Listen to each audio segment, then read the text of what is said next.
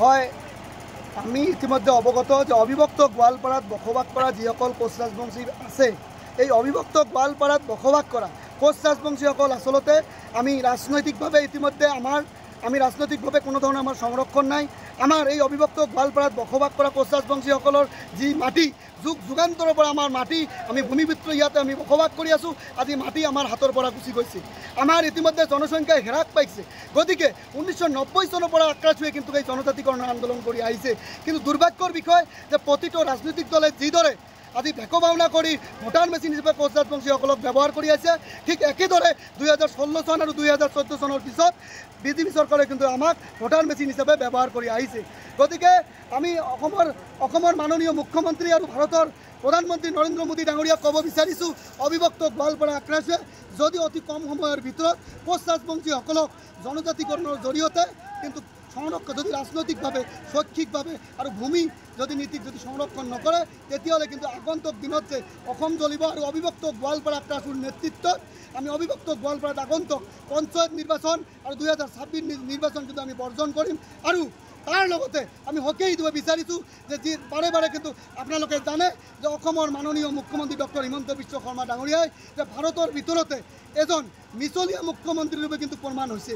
আজি 2016 চনৰ আগতে বা 2016 চনৰ পিছত যেতিয়া কাছখানাত ইতিমধ্যে আহিছিলে আমাৰ এখন শ্বহীদ দিৱসত, আক্ৰাচুৰ শ্বহীদ দিৱস, তেতিয়া কৈছিলে যে কোচ ৰাজবংশীসকলৰ যি জনজাতিকৰণৰ কাম ইতিমধ্যে 90% সম্পূৰ্ণ হৈছে। আজি মুখ্যমন্ত্ৰীৰ আসনখনৰ বহাৰ পিছত আজি আমাৰ এই মাননীয় মুখ্যমন্ত্ৰী ডাঙৰীয়াই কিন্তু পতা উলটাই দিছে। আজি কৈছে যে কংগ্ৰেছে এনেকুৱা এখন বিল পাছ কৰিছে যি বিলখন যে আমাক কোচ ৰাজবংশীসকলক জনজাতিকৰণ দিবলৈ যাওঁতে অন্য যিসকল ST বা জনজাতিকৰণ ইতিমধ্যে ভোগ কৰিছে তেওঁলোকৰ NOC লাগে।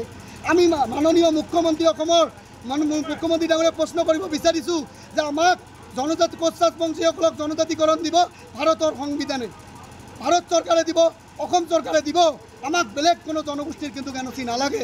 আচলতে মুখ্যমন্ত্ৰী ডাঙৰীয়াই যে আমাক মিছলীয়া প্ৰতাৰণা কৰি ভেকো ভাওনা কৰি ভোটাৰ হিচাপে ভোটাৰৰ মেচিন হিচাপে যে ব্যৱহাৰ কৰি নিৰ্বাচনী বৈতৰণি পাৰ কৰিব বিচাৰিছে, এই কথা বুজিবলৈ কিন্তু আমাৰ বাকী নাই। গতিকে মুখ্যমন্ত্ৰী ডাঙৰীয়া আৰু ভাৰতৰ প্ৰধানমন্ত্ৰী নৰেন্দ্ৰ মোদী ডাঙৰীয়াক সকীয়াই দিব বিচাৰিছোঁ যে কোচ ৰাজবংশীসকলৰ গাত নৰনাৰায়ণ বিশ্ব মহাবীৰ চিলাৰায়ৰ তেজ আছে।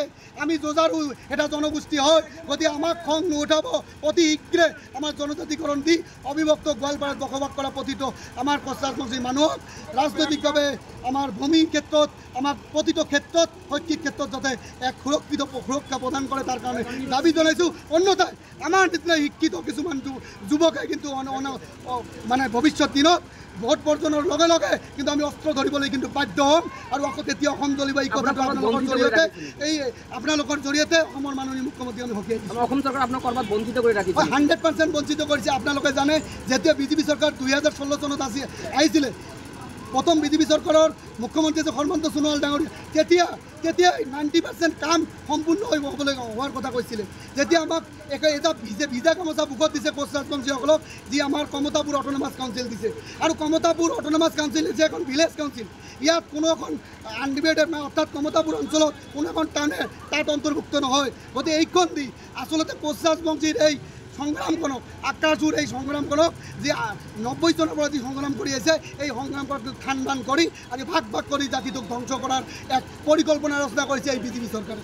গতিকে যিসকল এই অট'নমাছ কাউন্সিলক আমি দাবী জনাইছোঁ, অট'নমাছ কাউন্সিলখনক কিন্তু ডেভেলপ কৰিব লাগে। কিয় কৈছোঁ যে আচলতে যিবিলাক ডিপাৰ্টমেণ্ট ইতিমধ্যে এই কমতাপুৰ অট'নমাছ কাউন্সিলক অন্তৰ্ভুক্ত কৰিছে, এইবিলাক ডিপাৰ্টমেণ্টৰ কোনো কামেই নাই। গতিকে আমি দাবী জনাইছোঁ কমতাপুৰ অট'নমাছ কাউন্সিলখনক ডেভেলপ কৰিব লাগে। আৰু তাৰ লগে লগে আমাৰ কেএল প্ৰধান জীৱন সিং আৰু DL কোচৰ লগত এক ত্ৰিপাক্ষিক শান্তি বৈঠকৰ জৰিয়তে আমাৰ যি দাবী পৃথক কমতাপুৰৰ দাবী মানে পৃথক কমতাপুৰ গঠনৰ দিছে আলোচনা কৰিবলৈ আমি দাবী জনাইছোঁ। আৰু অতি শীঘ্ৰে অবিভক্ত গোৱালপাৰাত বসবাস কৰা যি আমি আৰ্তনাদ জমৰ যাতনাত ভুগি আছোঁ, এই প্ৰতিটো ক্ষেত্ৰত আমাক সুৰক্ষা প্ৰদান কৰিবলৈ, আমাক জনজাতিকৰণ দি কোচ ৰাজবংশী জনগোষ্ঠী সুৰক্ষা দিবলৈ আমি বিজেপি চৰকাৰক অনুৰোধ জনাইছোঁ। অন্যথাই অনাগত দিনত আমি ভোট বৰ্জন কৰিবলৈ